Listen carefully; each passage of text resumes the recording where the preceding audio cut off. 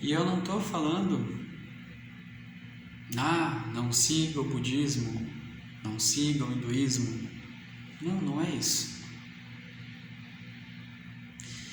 Mas, por exemplo, o próprio Buda, lá há 2.600 anos atrás, ele teve uma criação de príncipe.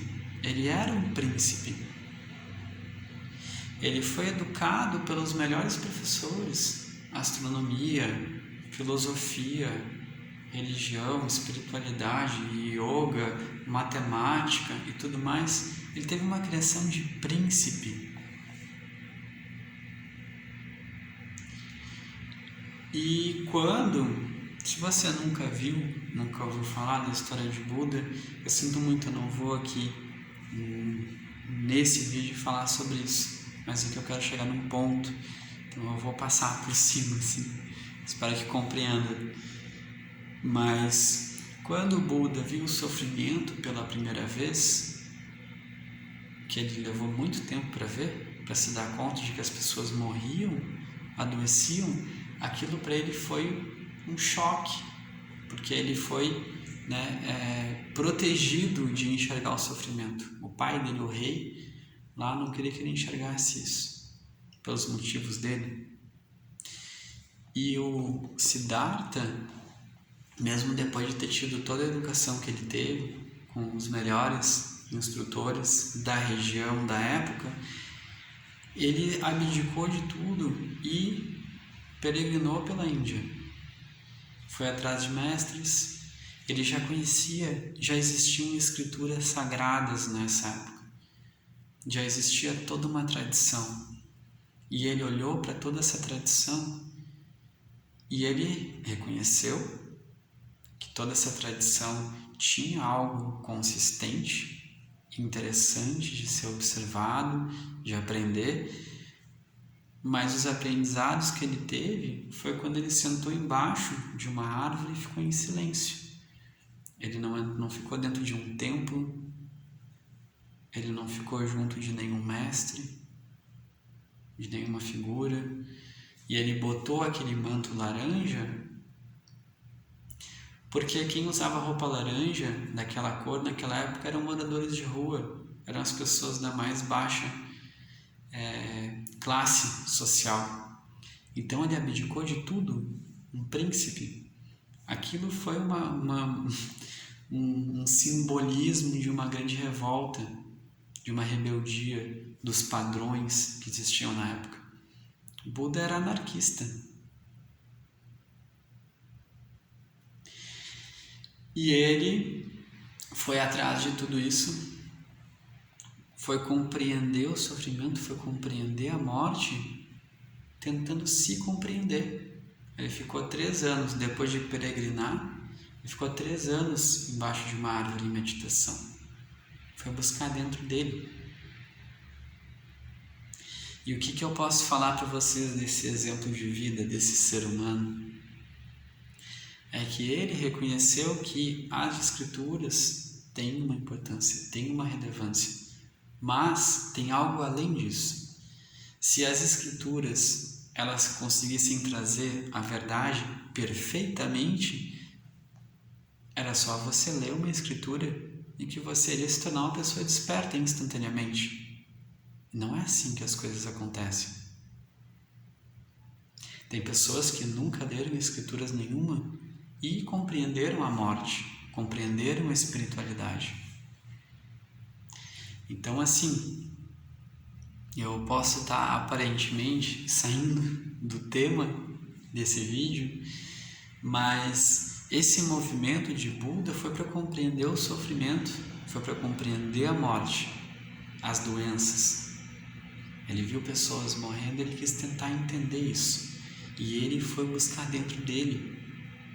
Ele se entregou, aceitou a morte dele. Ficou embaixo de uma árvore, se tivesse feito a passagem ali, estava ali, sabe? E no momento que a gente... E aí muitas vezes a gente cai, né, nessas tramas da mente e do ego de, mas ele era Buda, Mas ele já tinha toda uma evolução de outras vidas. Há quantas vidas a gente está aqui? Quem que acredita nisso? Em vida após a morte, nascimento e vai e volta? Será que tem alguém vivo nesse planeta que está aqui vivo, que encarnou aqui a primeira vez? Eu não sei. Mas a gente está aqui, na minha opinião, há muito tempo. E a gente muitas vezes se coloca pessoas acima, coloca pessoas abaixo, se coloca acima e se coloca abaixo por questão de conveniência.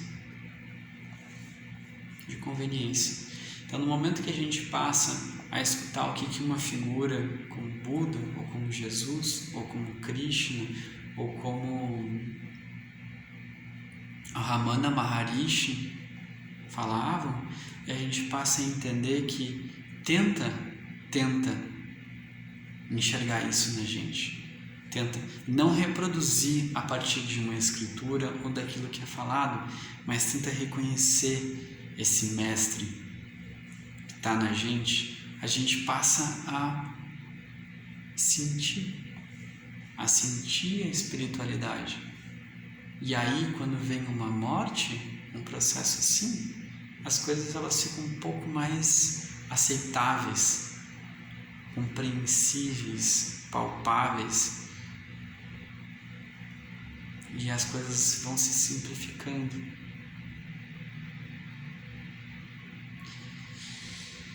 E, enfim,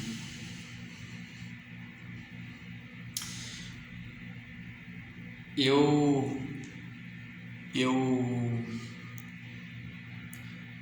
rezo, eu desejo, eu sinto, eu intenciono para que você que está escutando esse vídeo,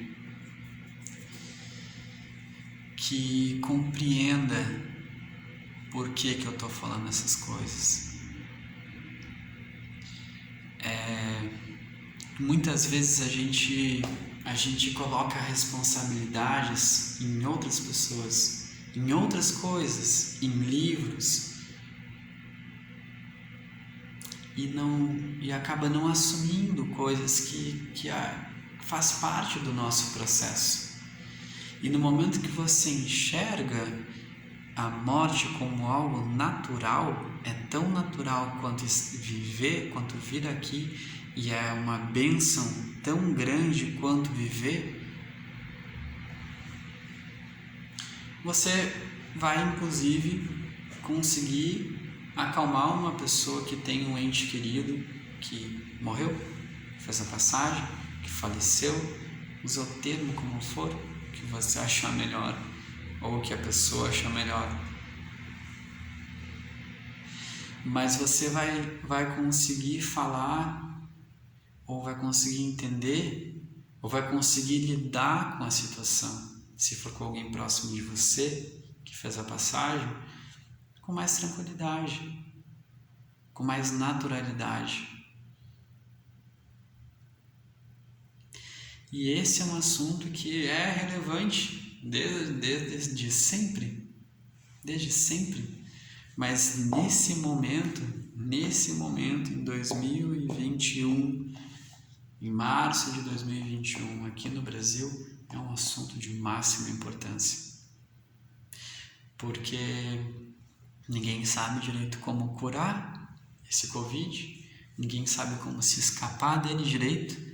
A gente evita, a gente segue medidas de restrição, mas ninguém sabe, não tem um padrão, não tem um grupo de risco maior, mas pode ser qualquer um.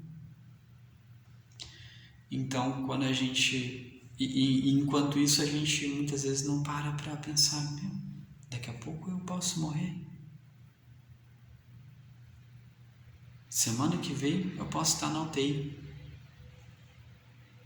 Semana que vem minha mãe pode estar na UTI. Semana que vem minha companheira pode estar na UTI. Semana que vem meu pai, meu filho, qualquer pessoa. Todo mundo está à mercê. Claro, uns menos porque estão se cuidando mais, mas no final das contas todo mundo está à mercê. Você toca numa moeda, um dinheiro? Você toca com luva? Não, né? Dificilmente. Poucas pessoas devem fazer isso. Eu não faço, porque senão... Mas o que eu quero dizer é que por mais que a gente se cuide, sempre vai ter uma via, um acesso. E todo mundo está à mercê de contrair esse vírus. E pode ser que não tenha nenhuma reação, que não tenha nenhum efeito, que não tenha nenhuma sequela. Pode ser que tenha um efeito muito forte, que sobreviva e que tenha sequelas. E pode ser que tenha e faça a passagem nesse processo. Então esse é um momento muito importante da gente olhar para isso, para a morte, e falar sobre isso, e quebrar esse tabu de que é feio, ou de ter medo, ou de achar ruim falar sobre isso. Deu, não tem mais, não tem por que a gente não falar mais sobre isso. E é isso, né? Como eu já falei no vídeo, eu vou repetir. Procure, através da sua experiência de vida, compreender isso, compreender a morte, compreender a vida, compreender a impermanência. A impermanência, ela rege tudo. A impermanência rege a vida. Se a impermanência não existisse, você ia pegar uma semente, ia plantar na terra, ia regar, podia ser na terra mais maravilhosa de todas, não ia brotar. Você não teria nascido. Nada disso estaria existindo. Tudo estaria congelado e parado. A vida não aconteceria. Então, a impermanência é algo fundamental para a vida. E faz parte da impermanência o começo, o desenvolvimento, o meio, o indo para o final e o final de um ciclo, para que outro ciclo surja, para que outro ciclo apareça. Então, e esse foi um dos principais entendimentos de Buda, voltando a falar da figura. Impermanência. Tudo é impermanente. Tudo nessa dimensão, nessa matéria que emite sombra, que sente o ar tocar, que sente desconforto, que sente prazer, que sente dor, que sente que está aqui sendo regido por essas leis físicas da matéria, está fadado a morrer, a perecer. Mas a morte não é um fim, é um processo de transformação. Na natureza, nada se perde, tudo se transforma. E assim é na vida, não existe perda.